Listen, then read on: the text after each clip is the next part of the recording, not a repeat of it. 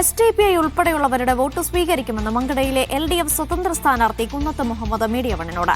SDPIയോട് നിലവിൽ പിന്തുണ ആവശ്യപ്പെട്ടിട്ടില്ലെങ്കിലും വോട്ട് സ്വീകരിക്കും. ജനാധിപത്യത്തിൽ ആരെയും മാറ്റി നിർത്താൻ കഴിയില്ലെന്നും നല്ല വോട്ട് ചീത്ത വോട്ട് എന്നൊന്നില്ല എന്നും കുന്നത്ത് മുഹമ്മദ് പറഞ്ഞു. വളരെ ആത്മവിശ്വാസത്തോടു കൂടിയാണ് പോകുന്നത്. ജനങ്ങൾ നല്ല സ്വീകാര്യത നൽകുന്നുണ്ട്. എല്ലാവരുടെയും ഒരു പിന്തുണയുണ്ട്. എല്ലാവരുടെയും പിന്തുണയുണ്ട്. പിന്തുണ കാണുമ്പോൾ വളരെ ആത്മവിശ്വാസം നൽകുന്നു.